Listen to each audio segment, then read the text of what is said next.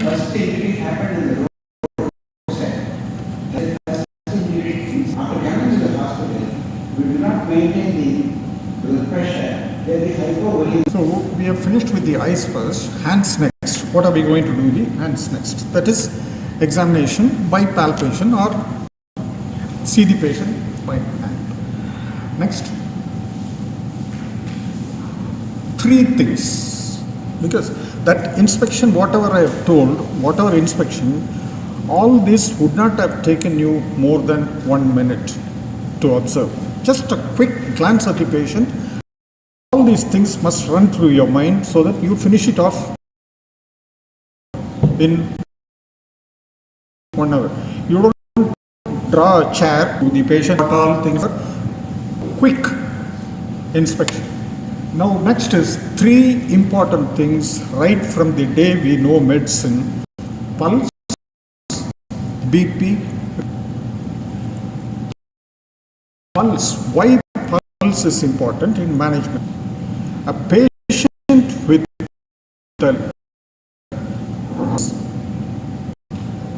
tachycardia, most of the time it is not due to head injury. A head injury patient with severe brain injury most of the time will present as bradycardia rather than tachycardia. Okay. So when the pulse is bradyc, it is head injury. When it is tachy, it is other injuries other than head injury.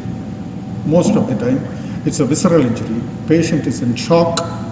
Okay, that is why it happens. So substantiate that with a BP.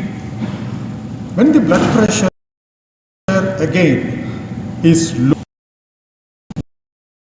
with a rapid pulse, the patient shock due to blood loss. A low BP and a high pulse rate never ever happens in head injury.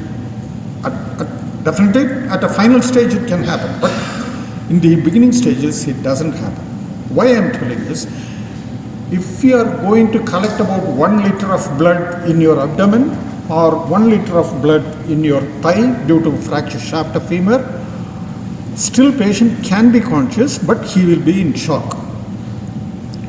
Why this cannot produce by the bleeding in the brain? It cannot. Imagine 1 liter of inside the cranial cavity. Cranial cavity is only, brain weight is 1500 grams and it's only about less than 1000. Imagine about 1 liter of blood inside the cranial cavity. Patient will be dead. He'll be already in the Elysium. So he'll be dead. So a low blood pressure to produce, patient will not be alive to have a low blood pressure. So make it very, very clear in that. So patient's BP is low, pulse is very high. It is because of the head injury. Never. Okay. On the contrary, if there is going to be an increase in the intracranial pressure, you get bradycardia, and secondarily, the blood pressure starts going up. So, and head injury, potent high pulse rate or tachycardia is shock. Brain injury never produces shock. It's only the associated injuries. Because there is they speak for the students, like the student community sitting here, you know what is guarding, then what is rigidity. What is guarding, what is rigidity? So guarding what we see the abdomen, sir? Yes, sir, wait for 10 minutes. It is simply described as the muscles go into contraction. The patient doesn't want you to touch, so that is guarding. So next is rigidity. Rigidity is it is when you feel the abdomen, it will appear like a board. When you touch it, so the abdomen feels like that. That is rigidity. So rigidity is a sign of peritonitis. The peritonitis is irritating. Next slide. Now we need with the hypothesis and the positive initial findings, we came to a differential diagnosis that it might be a rupture ectopic or a torsion ovary or a rupture ovarian cyst. Next slide. So how did we manage? So the first thing comes is resuscitation. Emergency doctors and the agencies came into play. That actually kept the patient alive until surgery. The first thing is the patient. Diagnosis and resuscitation go hand in hand in such situations. Because we can't be waiting for the ultrasound report, CT scan report, all those reports to come. We start resuscitating, simultaneously investigations will flow. So we, as surgeons, we have done all the pre-operative workup, and since the patient was very hypertensive, dehydrated, we resuscitated the patient, put her on NPO, started IV fluids, and then put her ice tube to see whether any intra-luminal leakage or something, and also to decompress the abdomen in case of surgery. So the first thing is draw blood. As soon as you insert an intracatheter, draw blood, send it immediately for hemoglobin and blood protein sampling. So after surgery, you can at least save the patient. And it has the prognosis also will be good when the patient from the findings and this report. That's Muhammad Asif. He gave an excellent action. So stand in the midnight.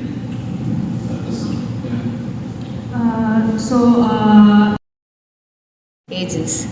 This anaphylaxis could be in the form of a very mild form, or it could be in the form of an anaphylactic shock. So anaphylactic response of a sensitized patient, it appears very rapidly within minutes, and it is sort of an acute multi-organ dysfunction syndrome. When it rapidly progresses, it causes acute multi-organ dysfunction syndrome, and it mainly involves skin manifestations, cardiovascular manifestations, respiratory manifestations, and GI, and very rarely it can affect even the central nervous system. And skin manifestations are pruritus and urticaria with or without angioedema. That is the most characteristic which occurs in almost 80 to 90% of the cases. And this 10 to 15% will have CNS symptoms. 30 to 45% will have cardiovascular symptoms in the form of chest pain, hypertension, dizziness, and all that. Next slide. Clear cut analysis so that television like going to go to the study.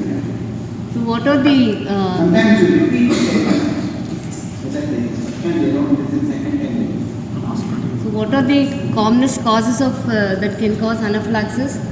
Which mainly include the drugs that and antibiotics, that is some of the antimicrobiotics like penicillin, beta-lactam antibiotics are the commonest ones. And we also follow the penicillin who are taking this regimen once in 3 weeks, penicillin prophylaxis. Every time we take a consent from them, we tell them that there are chances of getting anaphylaxis for the repeated dose, and we never give this penicillin injection to the patient without any attendant. Next come the NSAIDs and anesthetic agents, and food mainly the seafood, mushrooms, peanuts, all these are very common to known to have anaphylaxis. Coming to the insect stings, and which mainly include the bee and wasp. Next slide. So when a patient comes like this, it's very easy to diagnose an anaphylaxis in the picture what has been given. But there are patients where they can come with only gastrointestinal symptoms, which only occurs in 30 to 45% of patients. So the main clinical features, as I told you, include the urticaria and pruritus, and the swelling of the upper airway, especially the face, lips, tongue, and we are more worried about the upper airway, which includes the laryngeal edema, which in case patients can present with stridor. The other symptoms would include the flushing, the redness, and the pruritus and urticaria. There is presence of bronchi, which is secondary to bronchoconstriction, that is released by the inflammatory mediators, mainly by the basophils and the mast cells. As I told, the laryngeal obstruction is stridor. The next picture will elaborate on the occurrence of the symptoms in the various systems. Next picture. The skin 80 to 90% in the form of itching, crushed skin, swelling of lips, tongue, throat and face, and airway. Mainly the patient will complain mainly of a scratchy throat, something obstructing in the throat, and they will have a sort of a difficulty in speaking, presence of stridor. These are all very alarming symptoms of anaphylaxis. Central nervous 10 to 15% reaction is mainly because of due to the hypertension, which is in the form of the dizziness, anxiety, confusion and fainting. Cardiovascular symptoms, chest pain, low blood pressure and weak thready pulse with severe tachycardia. And 30 to 45% can have nausea, abdominal cramping, vomiting and diarrhea. Next. So how we are going to manage the anaphylaxis in ER? As I told you, when they come with the mild symptoms, it is always you have to carry the Rao-sir has made it very easy for me, like how you should look at the physical examination of the patient, mental alertness, then how the pattern of breathing, and simultaneously getting the pulse oximeter ready, pressure, cardiac monitors ready, and we will have the vital parameters within a short span of 1 to 2 minutes. So we will come to a conclusion for this patient, especially patient with stridor and all. We should be very cautious in managing the management of the airway. First, you have to get the IV lines ready. You have to keep 2 IV lines with large bore needles, and one in anaphylaxis with mild symptoms, you have to give adrenaline. Adrenaline is going to be in anaphylaxis. Adrenaline is going to be drug of choice in anaphylaxis. So you have to get an IV line with 2 lines, large bore needles. In hypertension, we need to replace the large volumes. There are studies which shows that the volume which is extravasated due to the vascular permeability will be more than 35% of intravenous. So you need to 1 to 2 liters of fluids of time within minutes. These symptoms. Next slide. So one thing is this, I think you all know, some autonomic neuropathy, somebody who has got diabetes for long number of years, they may not develop all the symptoms which we are aware of. So they can just present with confused behavior, delirium, restlessness, seizures, all those things. And if they are also on beta blockers, they may not have these symptoms. Next slide. So this we all know. We should consider hypoglycemia in all these patients with confused behavior. Next slide. This case number 2 is a 45-year-old diabetic with onset of weakness of left side lips of 12 hours duration. His imaging was normal. Next slide. So his blood sugar on arrival was 472 and his HbA1c was 14. So initially we treated him as stroke with dual antiplatelets and statins, but subsequently he improved too rapidly. He recovered completely in 4 days time. Repeat MRI done at the end of 4 days was also normal. So next slide. Subsequently the diagnosis is it is due to hyperglycemia, but it is due to hyperosmolar state. When the sugars are very high, they can present with focal deficits because of the hyperosmolarity. The non-ketotic coma also they can present with unexplained coma or seizures without any past history. So hypoglycemia also can present with delirium, hyperglycemia also can present with delirium, that we have to keep in mind. Next slide. This is I think Rao-sir have spoken about this. Anyway, this is one more. Recently only she got admitted. She is an 88-year-old female. They came with history of recurrent falls and she was little lethargic and not responding properly. There was no history of fever, no history of recent COVID infection or vaccination. And examination, she was an altered sensorium. There was no focal deficit was there. Her BP was 90/60. She was a known diabetic and hypertensive. So we stopped antihypertensives. Next slide. Then on evaluation, we found next. We found that her total count was high, the polling was for around 90%, she had 80 to 85%. So then we came to that it is due presented with hypertension, but she didn't have fever at all. Even during the hospital stay, she didn't develop fever, and her urine and blood culture grew equally.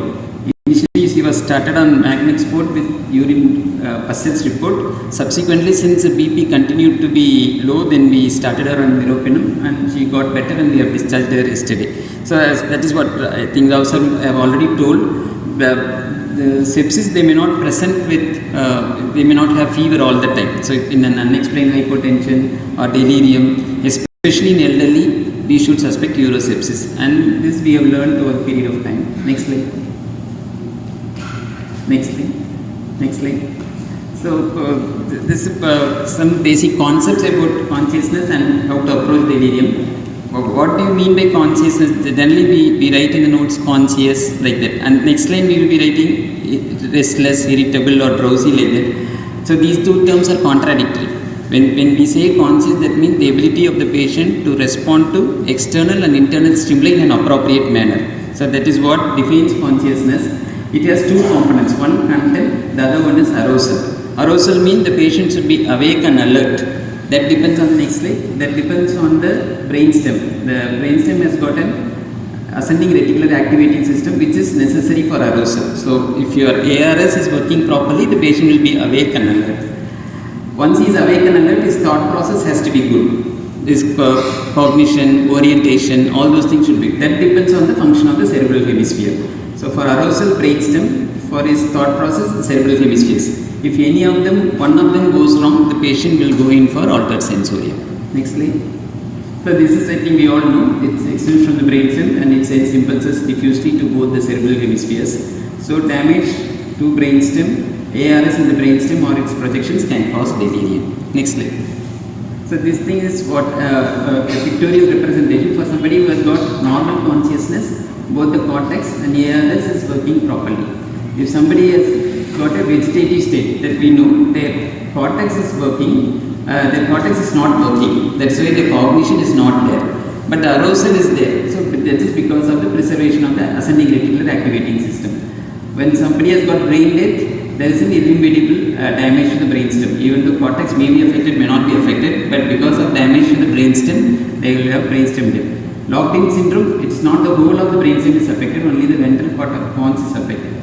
So they will have quadriplegia, features of pontine depletion. Next slide.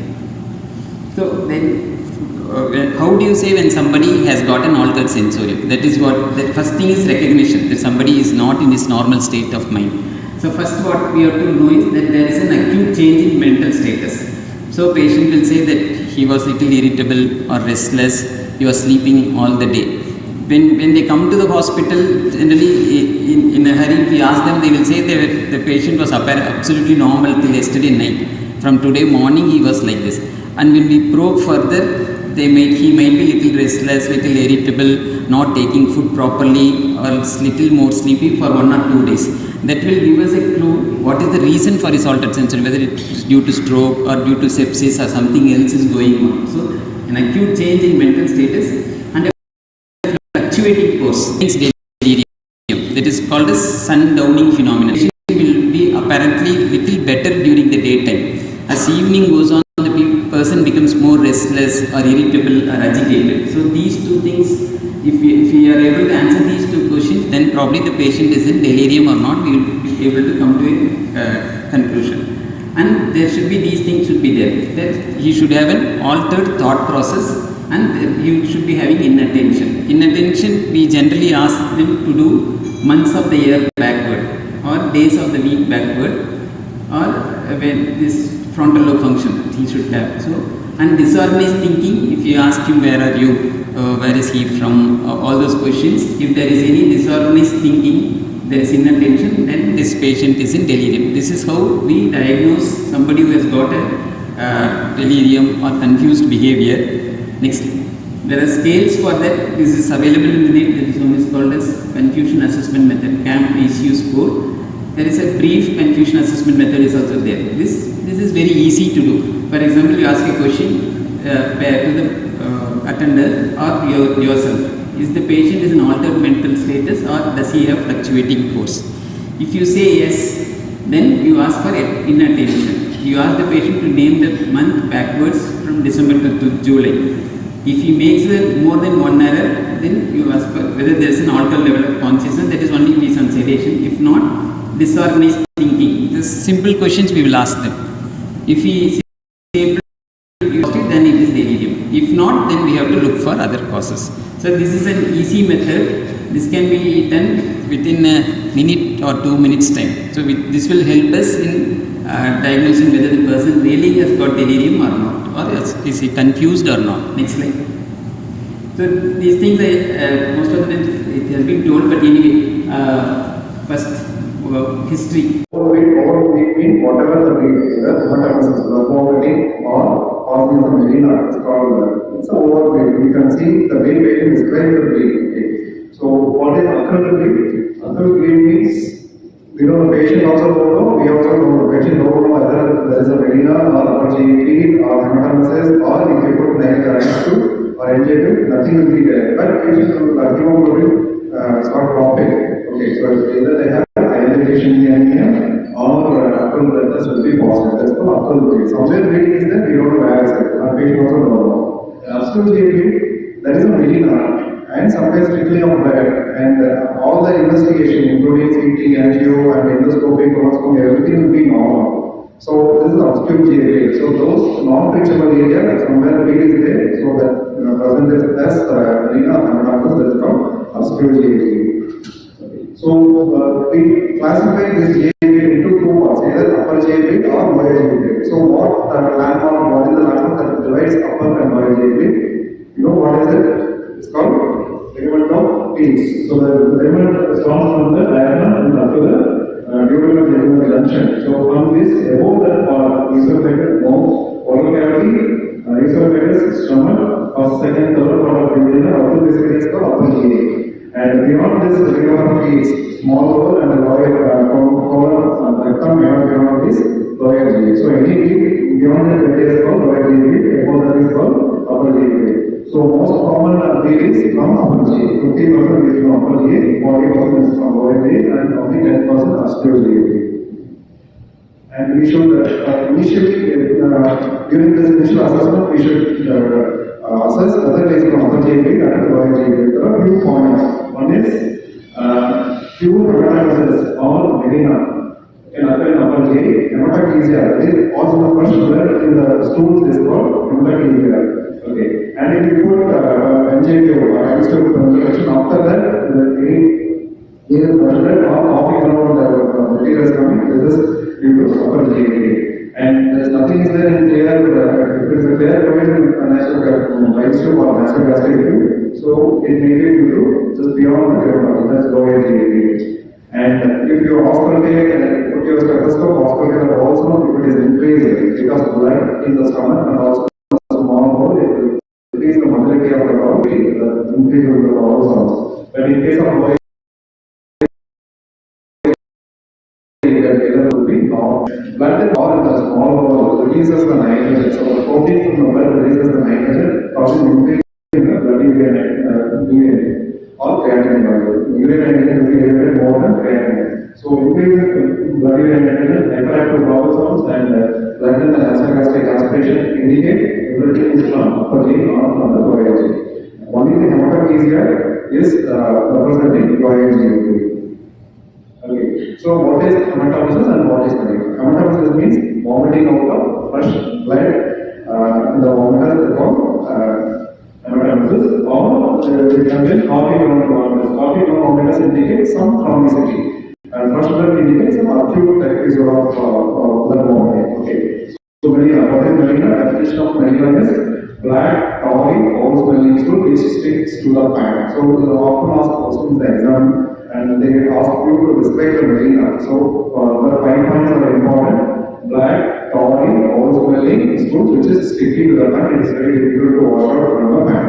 Okay. So we need 50 to 600 ml, at least 60 ml of blood to produce melina, and it should be traveled through the small bowel for at least 8 hours.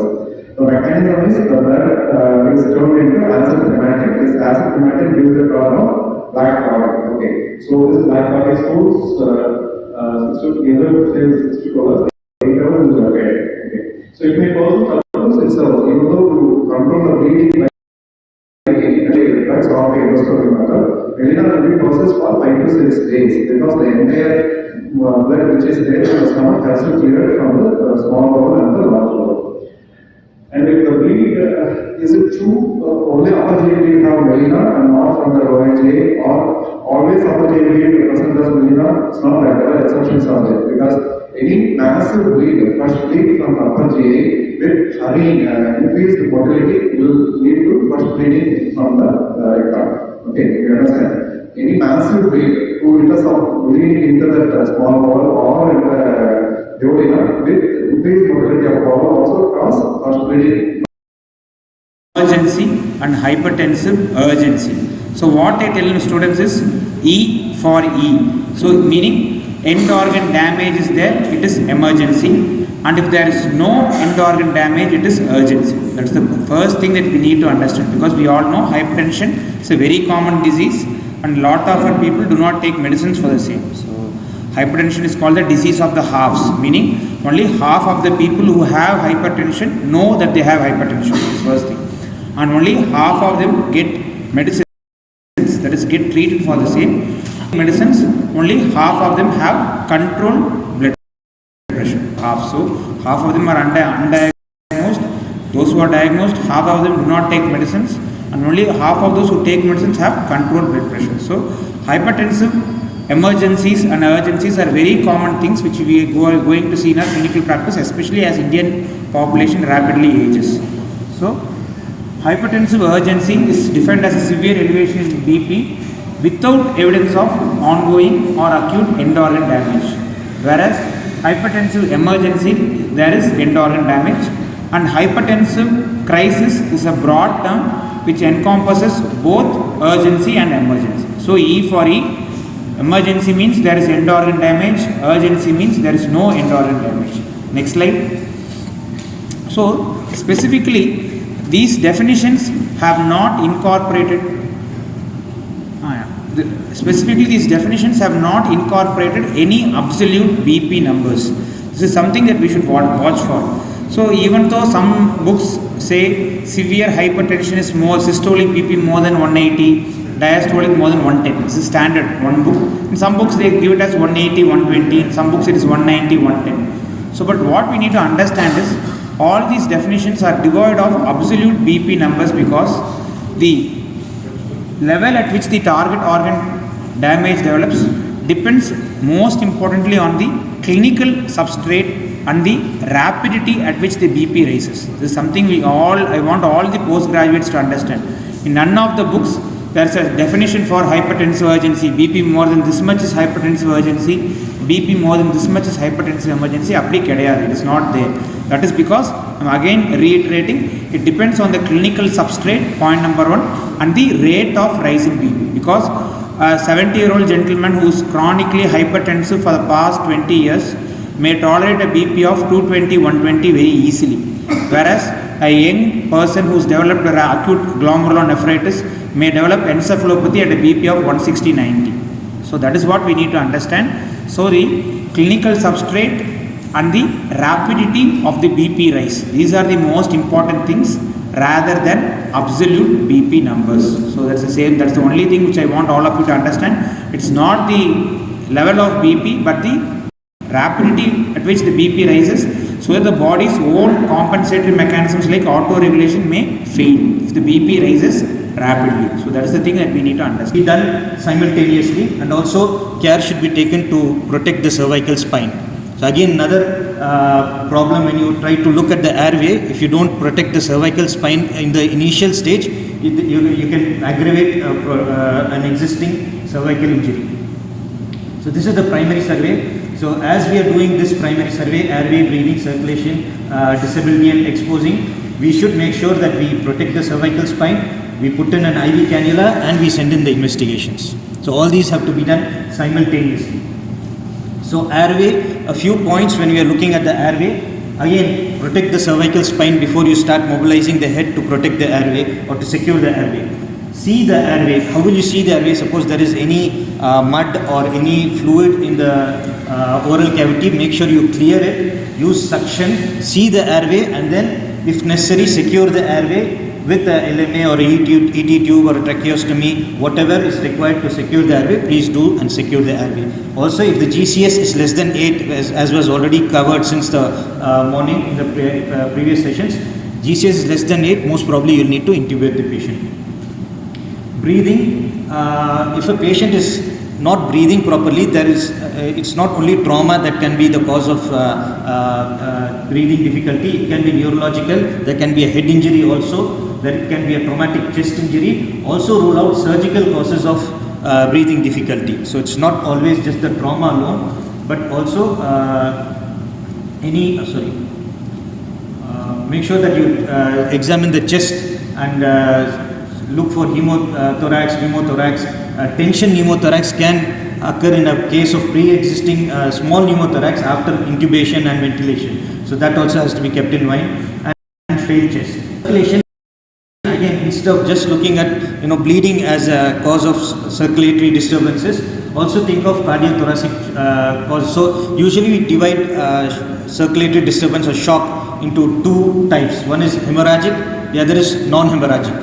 So hemorrhagic is where you lose a lot of blood, but you also think of cardiothoracic causes like a cardiac tamponade, a hemothorax, pneumothorax, where the loss of fluid might not be very high, but that can also cause circulation abnormalities.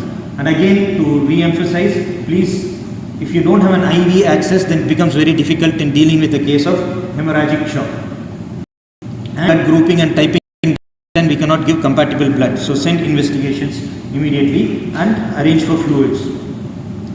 Disability, this is basically a neurological examination, the D of ABCDE. So GCS, again, it has been covered by Ravi sir and Ramakrishnan sir. So GCS EVM 456, if it is less than 8, consider intubation. Look at the pupils, look at eye movements and see if the patient can move the limbs or not to rule out any spine injury. Exposure is you remove all the clothes from the patient and make sure you expose the patient from top to bottom and examine front and back. And when you do this, make sure that you have stabilized the spine, and once you have examined the patient, cover the patient again, because hypothermia can cause a lot of complications.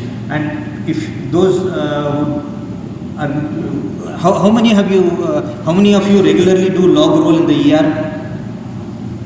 Regularly. So you need how many people to do a log roll? Minimum how many people? Yeah, 3 plus 1 person who is observing maybe, yeah. So if the patient is big, you might need 3 people to handle the patient. But again, you see, 1 person has to be at the head end to control the head and secure the cervical spine. This is a good practice, crossing the hands at the pelvis so that you move the patient as a log, rather than the head turning separately, the thorax turning separately and pelvis turning separately. Okay, so log roll the patient. When he talks about the case to the intensivist, tells them this is that is they learn. And Kavita, you are also doing the same. I learnt a lot of things from Kavita has many situations. BK sir, Nalanda sir, yeah, we learn so many things from others. So we have to give them back. Don't expect everything for KG Hospital to give you. You please give something to KG Hospital. KG Hospital give you a lot more. That's my thinking. So thank you very much. Thanks to all of you for participating actively in this.